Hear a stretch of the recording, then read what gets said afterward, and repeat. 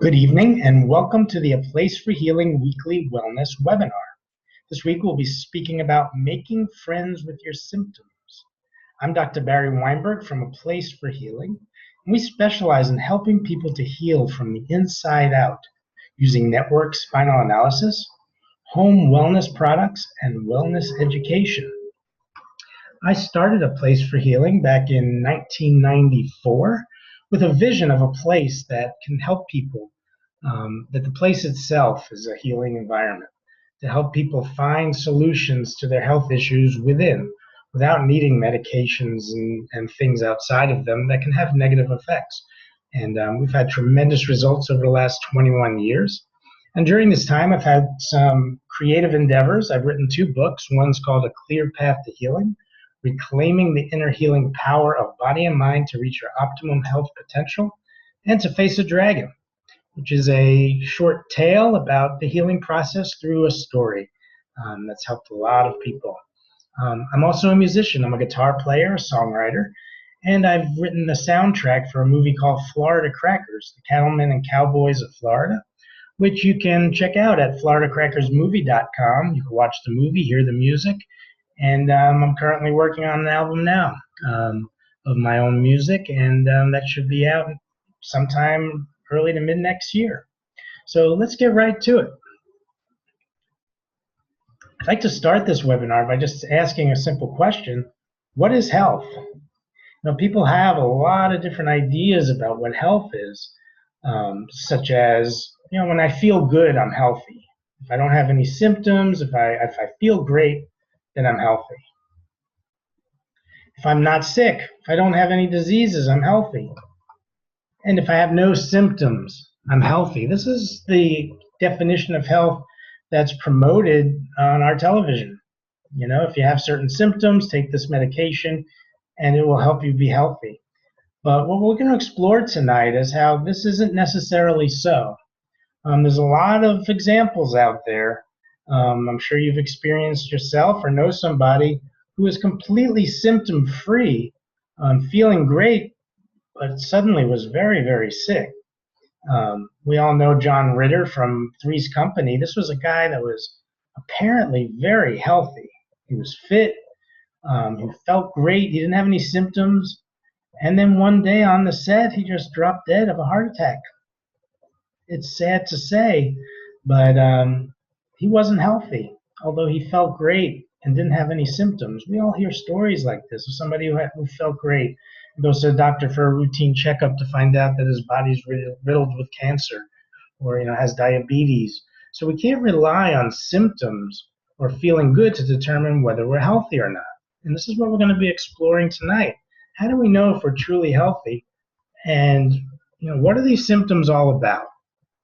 If not having symptoms doesn't necessarily mean we're healthy, perhaps maybe that if we have symptoms, it means that we are. This is what we're going to be exploring. And I have a couple quotes here I'd like to just explore. This is Maimonides. He's one of the fathers of medicine and healing, the healing arts. And he says, "Thou sendest to man thy messenger, the disease, which announces the approach of danger and bids him prepare to overcome them." What's this saying? It's saying here that the disease is not our enemy. It's our herald. It's our messenger. It's our guide. It's announcing the approach of danger and bids you to prepare to overcome them.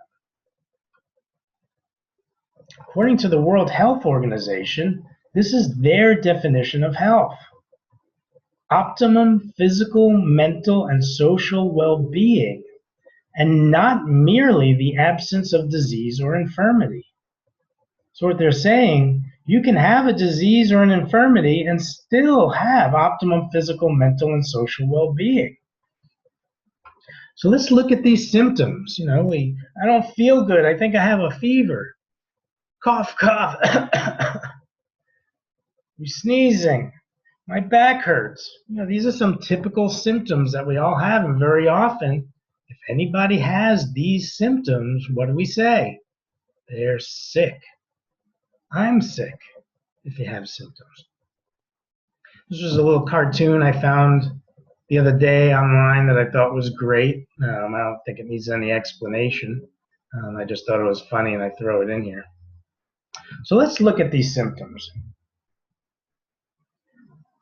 So I'm going to share some things with you here that may be a little challenging to your current beliefs, but we'll explore it and you'll get to understand it. One, symptoms are not caused by illness and disease.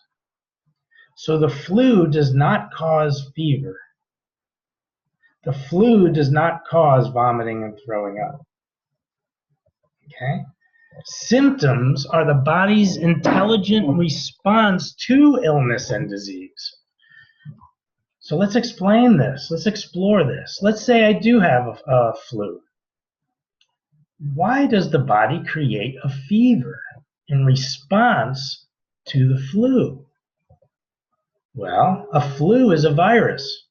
And there's really only a few ways to destroy a virus. There are no medications for viruses. If you take an antibiotic, that sure does kill bacteria, but it will not kill a virus.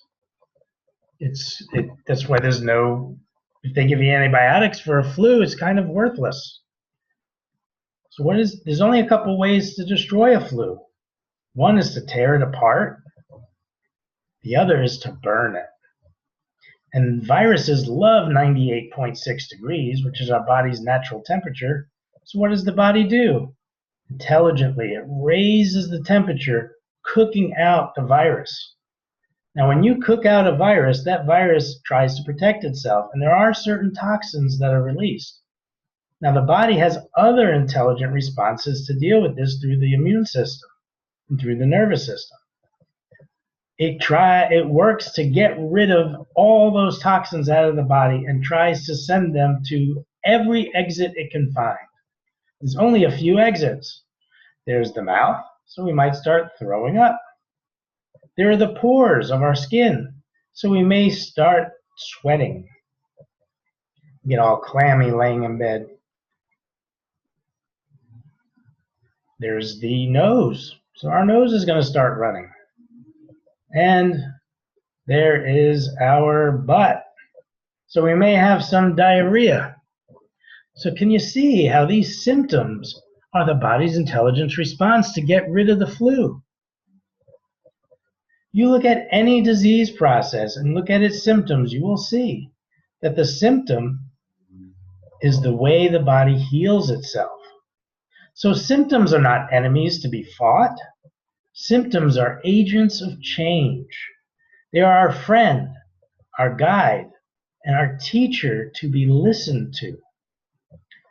So what usually comes out now when I explain this is, what about pain? What about that back pain, that headache, that neck pain? Pain is like the engine light in the car, an indicator that something needs to change. So let's say the engine light in your car does come on, and you bring it to the mechanic, and the mechanic says, you know what, I know the solution to your problem. I know the perfect thing that's going to take care of this problem. And he gets a pair of wire cutters, and he cuts the wire cutter, the wires that go to the light, and the light goes off. Or maybe he gets a piece of black duct tape or black electrical tape, and he cuts a little piece off and he puts it over the light. How many of you out there would be satisfied with the solution? Obviously not, because it's not taking care of the problem. It's merely covering up the agent of change, the indicator. Now, taking a pain medication to make that headache go away, or to make that back pain go away, or an anti-inflammatory, or any kind of thing that makes you feel better, it's like putting a piece of black tape over the light. It's not taking care of the problem. It's merely covering up the indicator. Now, if you got a nail in your foot and your toe is hurting, and you were to take a pain medication and you don't feel it anymore, but that nail is still in your foot, what do you think's going to happen? I mean, it sounds pretty severe, but you'll probably die from either overbleeding or infection. What's the solution? Pull the nail out of your foot. Clean up the cut, cover it up, and let it heal. That makes sense, doesn't it? It's no different with a headache or a lower back pain or a knee pain. Getting shots into your back, cortisone shots to make the pain go away, it's not good for you. It merely covers up the pain and actually has the long-term degenerative effects. So what do we do with these symptoms? What do we do with these pain? This is very important to understand, and it's often something that's resisted and not want to be heard by most people. Symptoms are supposed to disrupt your life. Something in your life needs to change. If those symptoms are physical, maybe a nail needs to be pulled out of your foot. Maybe you need to get under some chiropractic care. Maybe you need to change your diet. Maybe you need to start exercising. And until you make the change that's required, those symptoms are going to be there. That pain is going to be there. If the pain is emotional, maybe there's something in your life on that aspect that needs to change. Your job, your relationships. All symptoms, all pains, they're telling you to stop what you're doing, pay attention, and make a change. So when you have a symptom, when you have a pain, the most important thing you can do is ask yourself this question.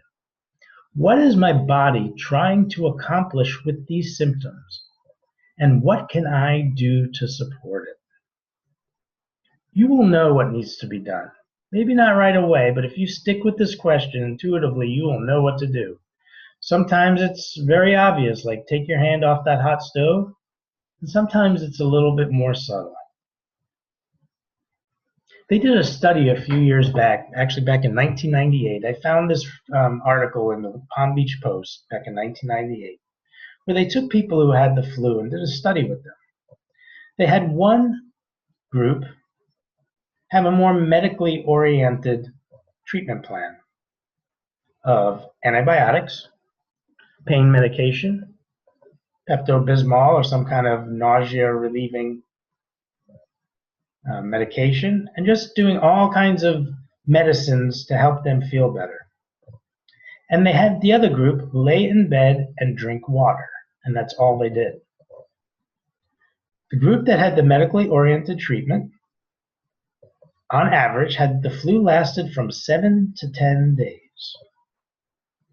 The group that laid in bed and drank water, the average flu lasted 1 to 3 days. Why? They allowed the symptoms. They allowed the symptoms to do their work. They didn't interfere with them. They supported them. And the flu got over much quicker because the body was able to do what it needs to do. If you interfere with the symptoms, you are interfering with the body's healing process.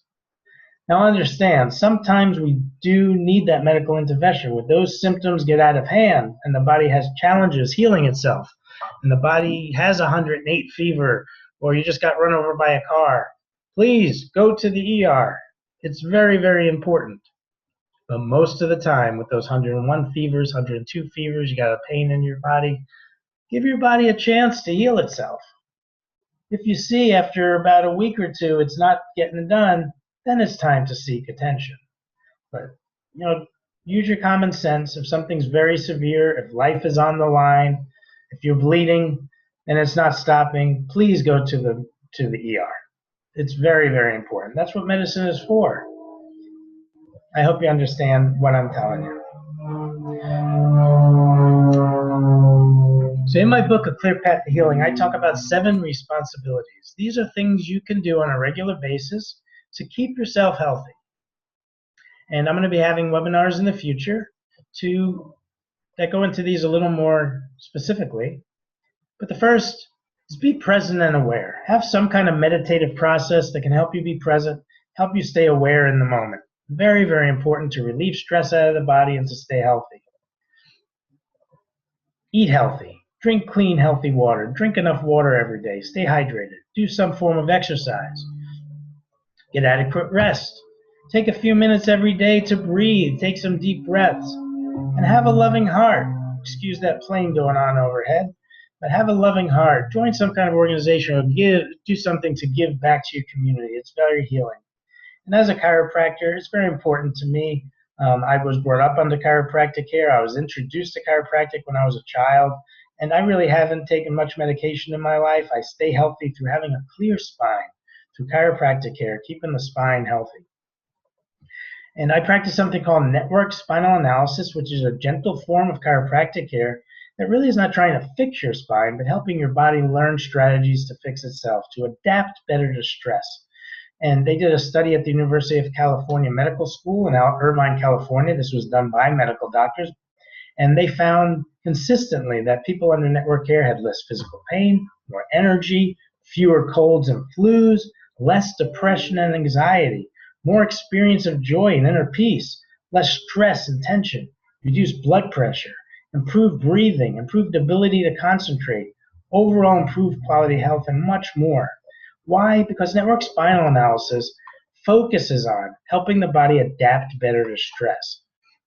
An approach to wellness that applies low force touch contacts to the spine that cue the nervous system to recover from past stresses and develop new strategies to adapt better to stress, heal, and live to one's full potential. That research project showed that NSA significantly improves physical well-being, mental emotional well-being, response to stress, life enjoyment, and overall quality of life. When individuals began network care, the benefits of other lifestyle changes such as healthy diet, exercise, psychotherapy, and meditation doubled and tripled. So network care didn't replace these things, it enhanced them. Functional MRIs, which are MRIs that are like movies, they're moving, and self-reported self-assessments reveal that network care increases brain efficiency and an individual's ability to adapt to stress and make healthier decisions. Network care has a sympathetic quieting effect that moves a person from stress physiology and defense posture to one of ease, safety, and growth. And in our office, we can actually measure this. We can measure the amount of stress in the spine before we begin and during care to monitor progress. So it's not guesswork. We can actually objectively measure the stress leaving the body. This is a muscle scan. The upper left shows a person at the beginning of care, where you see the green, that's mild muscle tension, blue is moderate, and red is severe. Those are those areas of the spine that are like fists. There's just so much tension in there. Oops. The bottom left is what the perfect ideal spine looks like. That's what we want it to look like. And the upper right was that same person after 3 months of care, looking much better, looking much better. This is the same person. This is a thermography showing where there's nerve tension, where there's spinal cord tension. Where you see the red was some severe tension. So all this muscle tension throughout the spine here was being caused by this tension up here at C3, C4, C5, and there was some mild tension at T11 and 12.